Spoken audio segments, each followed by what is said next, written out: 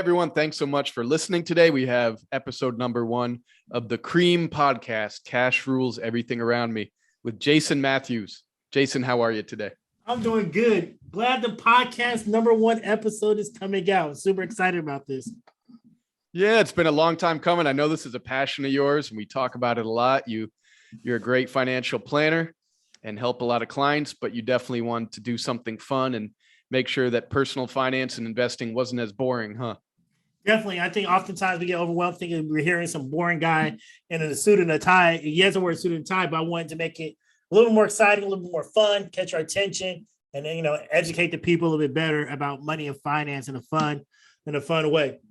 Yeah. And the title, we had our votes and our little polls on Instagram and stuff. And I'm so excited with the title. I absolutely love it. Of course, it comes from the Wu Tang song, Cash Rules Everything Around Me, which is pretty accurate, huh?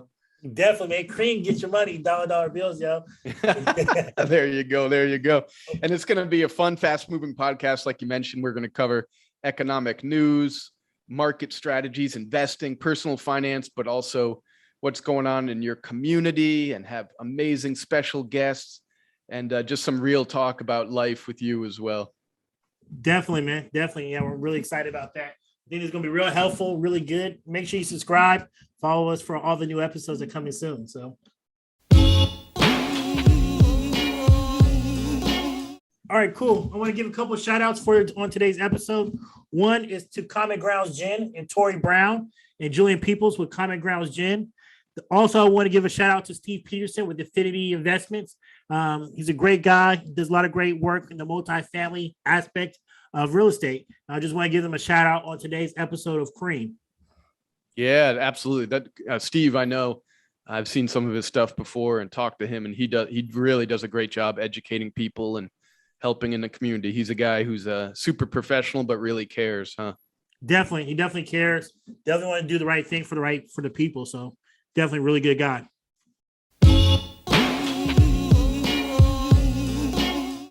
Now, Jason, we're going to talk about something that I know you're a big reader, a voracious reader, as they say, and you're always trying to improve yourself and learn new knowledge and pass it on to your clients.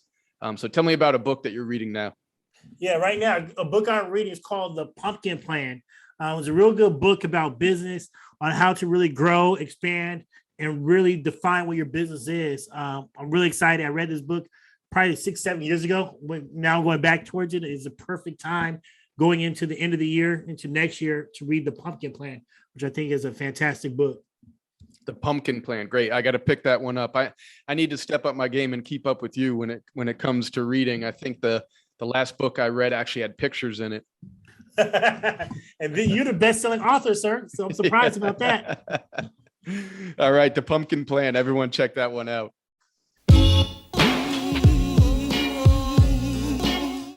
All right. Now, Jason, we have our economic stat of the podcast.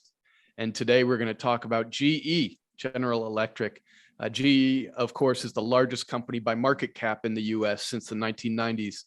And right now it's being split into 3 separate companies to break up any possible monopoly. There's going to be an energy, a healthcare, and aviation division. But who will get the logo? That's the big question. And there's been a lot of infighting already and probably lawsuits to see where the logo goes. Why? The logo alone is valued at $20 billion. That's billion with a B in case you can't hear at home. So GE, our economic stat of the podcast, their logo alone is worth $20 billion. That's crazy when you think about the logos being worth $20 billion. And, right now, based off the news of what we're hearing about, especially the tech side of things, we can see more companies having breakups. You know what I mean, Norm? We're hearing talks about Amazon, Apple breaking up because they're one big monopoly in the tech side, and even Amazon. And the question is, who gets those logos? Why does GE goes to the energy company instead of the electricity company, and so on and so forth? What's your thoughts on it also, Norm?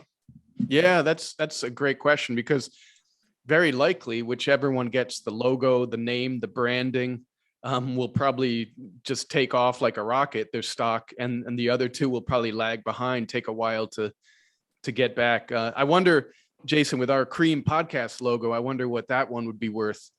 I wonder myself. I also wonder with this GE, is this a trend? Because we're hearing more and more about monopolies with a lot of the new companies and how a lot of them have taken up so much ground or covered so much ground and how much growth they have had since COVID. And I know there's been more and more pressure on our government to, separate these companies, the AT&Ts and Amazon. Are we going to start seeing more pressure and the companies doing it on their own? Or we want to start seeing our government forcing these companies to break up, just like we see with GE. It's going to be very interesting. It will be really interesting. So that's $20 billion for GE's logo alone. That's your economic stat of the podcast.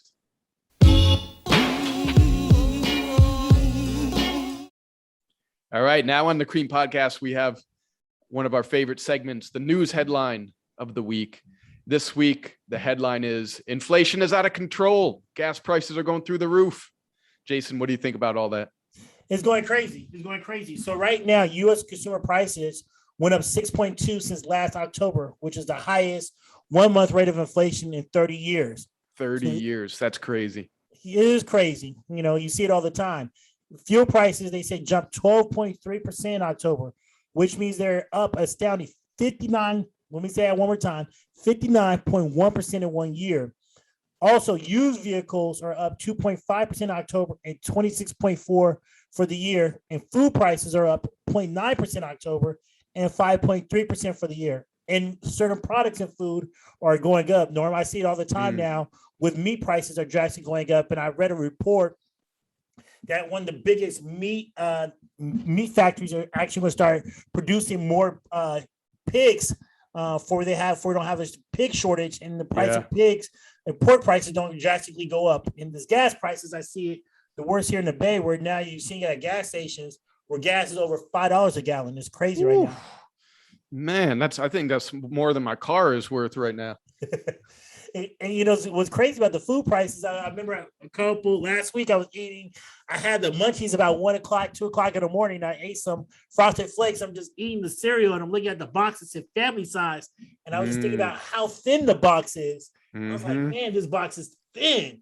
I say, this is a family size, but I can eat this whole box by myself. This is more like a cereal box for one, maybe two. So you're seeing the size of boxes are going down as well, which is shrinkflation, which is also considered inflation. So I think and shrinkflation it all the time.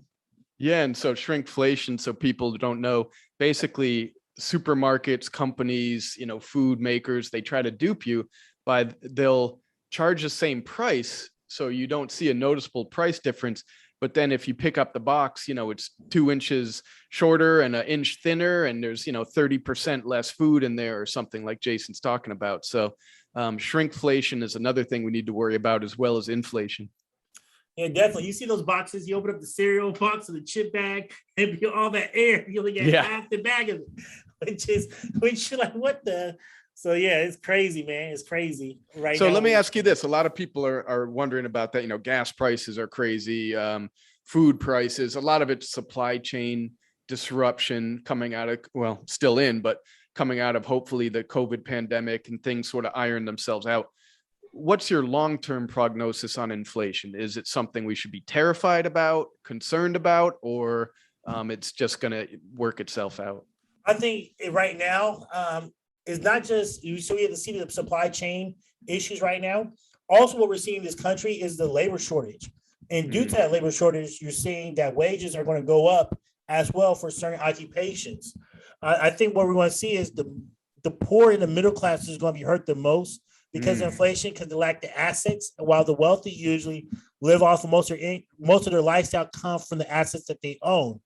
I think this is going to be definitely it should be a concern, because the traditional way that we fight inflation as a country, and most of the world is that you raise interest rates, which means it's going to cost you more to service the debt that you had. What we're seeing is a lot of people have increased their debt levels on their credit cards and other forms of debt during COVID. And if interest rates go up, it can hurt the housing market. It's going to be hurting for a lot of people, the quality of life, as they've been living off of credit cards as well. So it's something that we definitely need to keep an eye on. And this could be a very telling. I know we're just 1 year in the Biden election, but this could be telling in 3 years out. Okay, and this might remind of people of when Jimmy Carter ran for president, he had that inflation during that period of time. And then the next thing you know, they raised interest rates drastically to kill inflation. But it hurt a lot of the middle of America for the money pricing don't get out of hand at that point. So it's interesting. You definitely got to watch it.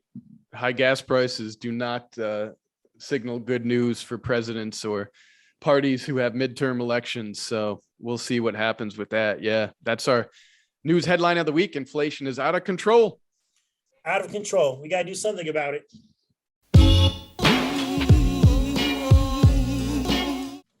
And Jason, now at this part of the podcast, you're going to talk about one of the products or services that you commonly use as a financial planner that's really helping a lot of folks today. Yeah, definitely. The product or service for this episode is considering using IRAs when retiring. So oftentimes when we retire, we might have old 401k plans, deferred comps, or an old retirement plan with our employer. I think a great thing to do is consider moving that money over to an individual retirement account or IRA. Oftentimes our employer plans might only have a few investment options for us, but when we open up IRAs, we have thousands and thousands of options of what we could do with that money that can really fit where our goals are with that money. Once we roll it over to an individual retirement account, it's a non-taxable event, but it's a great way to open up your options on where you can put your money at that can best be suited for you while you're in retirement. That's wonderful. IRAs.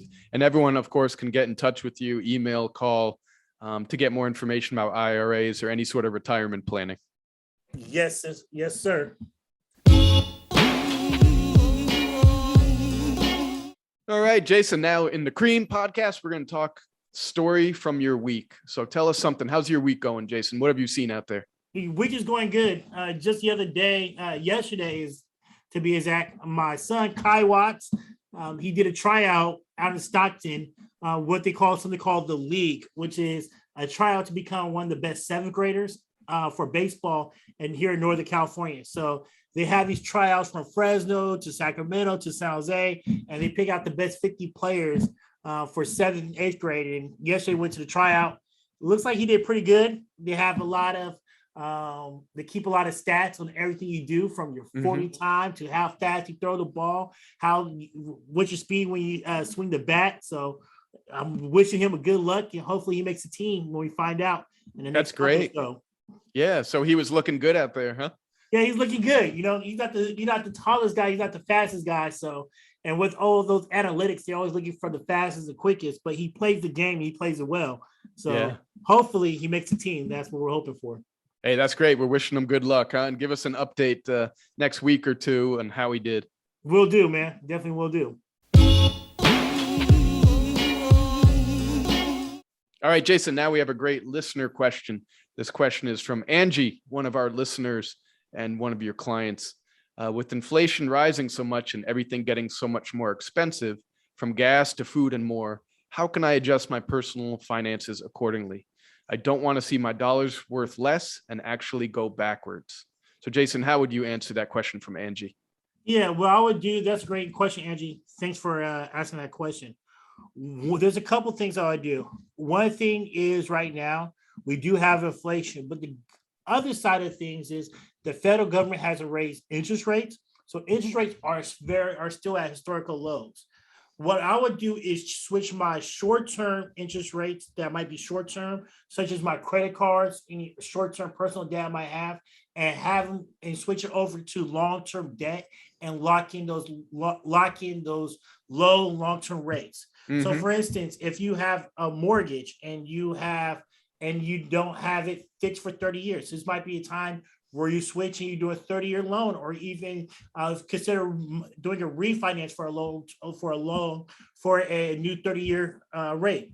If you have a credit card, this is the time where you switch that credit card, which is a variable rate, maybe to a personal loan that might be 5 years out with a lower rate, so you can pay where it costs you less to service that debt and you can pay it off faster. So my thing would be is let's figure out how we can control our debt and the expenses we are paying for that debt, because traditionally wise with inflation, interest rates are going to go up, and we can see higher interest rates on homes, also for our credit cards. So let's go ahead and lock in those rates now to help us fight off some of those costs that we're currently seeing. That's some great advice. Thank you, Jason. And of course, if people have questions about what to do to combat inflation or any other personal finance questions, they could just contact you. We all work hard. We don't want to see our money worth less, huh? We definitely don't. Definitely don't. And, it's going to be very interesting what people want to do to fight inflation. People might have to get side hustles. We just got to be more creative in what we're doing if inflation is eating up our income too much. And plan ahead. Everyone's doing a bunch of planning for their next vacation or Thanksgiving holiday, or, what they're going to go buy on Black Friday or Cyber Monday. Let's do some planning around positive financial awareness and preparing for what's coming next. Definitely. Let's definitely do that. Jason, now we're going to talk about one of our favorite episodes of the Cream podcast. Stop doing this. It's about a financial mistake that people keep making over and over again. So, Jason, what should people stop doing? Stop going to the car lot once you get a windfall of money, either through an inheritance, settlement, so on and so forth. You're getting hustled. Stop going straight to the car lot. Plan out what you want to do with the money first. Put together a plan. They're licking their chops, looking at you because you're about to pay top dollar on a used vehicle with too many miles. Stop going to the car lot. See that you got some money in your pocket and it's burning. And to your point, not only do they get you when you walk off the street into the car lot, they know that you're excited and they play into that passion, or they want you to drive off the lot with something, but it's the financing that they're setting you up to fail, right? So do your homework, go into the bank, look for a car loan, look at your options, plan everything first, and stop doing this.